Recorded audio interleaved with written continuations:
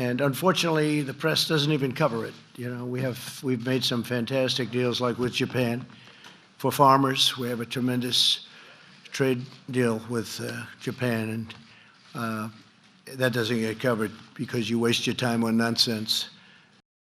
We think we'll make this little announcement to you because important, you know, the so-called whistleblower, the one that didn't have any first class or first rate or second tier information, from what I understand. You'll have to figure that out for yourself.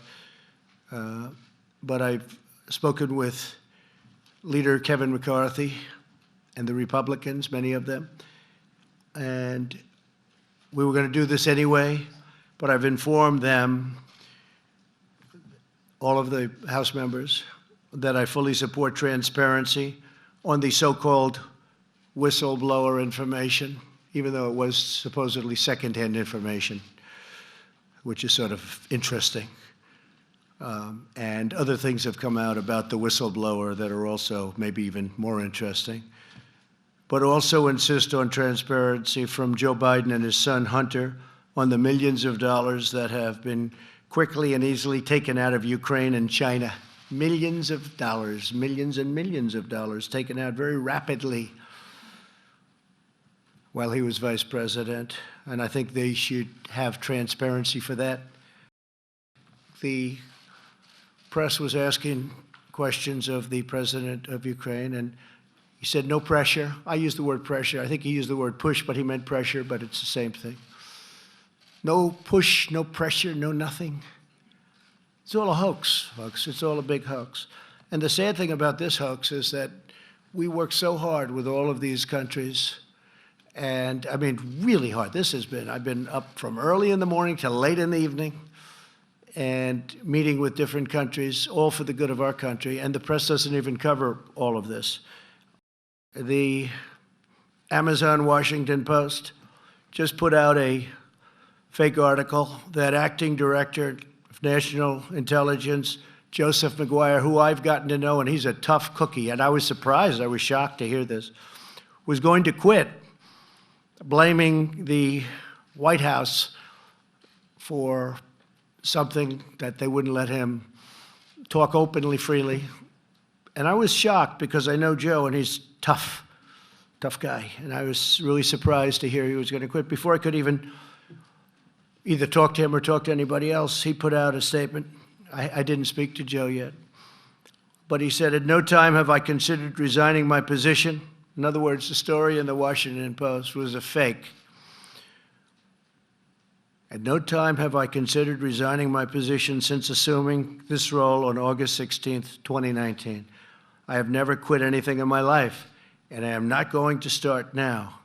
I'm committed to leading the intelligence community to address the diverse and complex threats facing our nation. That's from the acting director of national intelligence, a very good man, Joseph Maguire. Dangerous stuff. Go ahead.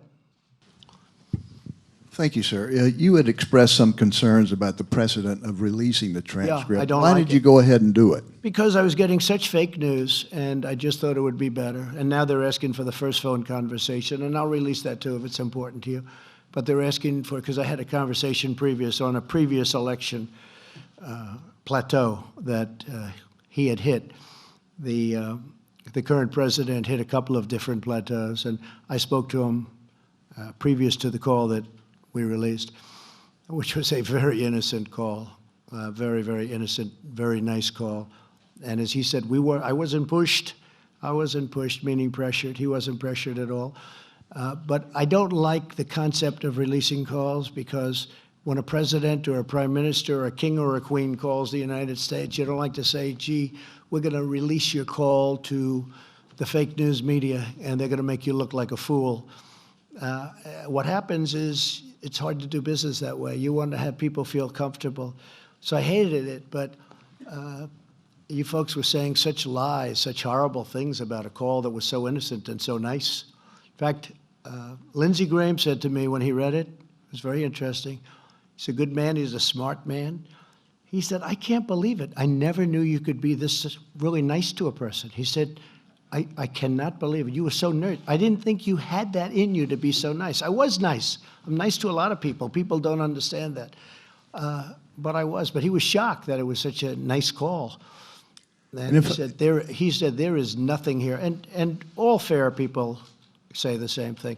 But I don't like the precedent, Steve. I don't like it where you're dealing with heads of state and to think that their call is going to be released. But I felt that, and, you know, we spoke to Ukraine about it. Mike actually called up his counterpart, and we spoke to Ukraine about it because it could have been, if they didn't want us to do it, we would not have done it. But he actually said that was a very innocent call. You can release it all you want. And are you now braced for a long impeachment saga? Well, I thought we won. I thought it was dead. It was dead. The Mueller report, no obstruction, no collusion. You look at all of the things that happened. Corey Lewandowski was fantastic the other day as a person that they have been tormenting. You look at all the people that they've tormented, all the legal fees. People came here with bright eyes. They wanted to make life so great for other people, and they left where they spent hundreds of thousands of dollars in legal fees that they didn't have. And it's a sad thing. What these Democrats have done to ruin lives is so sad. I have seen people with only good intention. They came to Washington because they wanted to make the United States and the world a better place. And they went home, they were dark. People putting in certain people into positions. But when you look at but when you see what happened with the viciousness, and when you see little Adam Schiff go out and lie and stand at the mic, smart guy, by the way, stand at the mic and act like he's so serious, and then he goes into a room with Nadler, and they must laugh their asses off. They must laugh their asses off. But it's so bad for our country. People have said, Rush Limbaugh, great man, Sean Hannity said it, a lot of people have said it, Mark Levin. They said they don't know if one man anywhere in the world with all the men they know, or woman, that could handle what I've had to handle. And I think that's true, but I handle it. To me, it's like putting on a suit. All right, how about one more question? All right, how about one more question? Question on the... Mr. Vice President, we make one comment. We make one comment. Wait a minute. Your message to Republicans. One comment on Ukraine.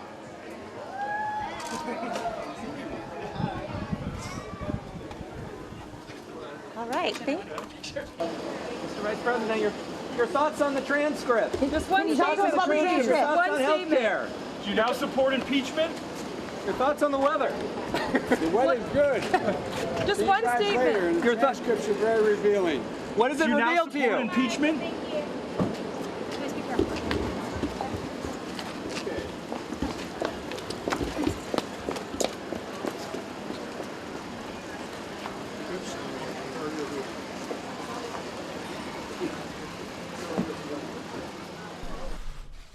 Thank you very much, everybody. We're with the President of Ukraine, and he's made me more famous, and I've made him more famous. I will say he's got a great reputation. He's very, very strongly looking into all sorts of corruption and some of the problems they've had over the years. I think it's one of the primary reasons he got elected, his reputation. Thank you very much. It's a great pleasure to me to be here. And it's better to be on TV than by phone. Yeah.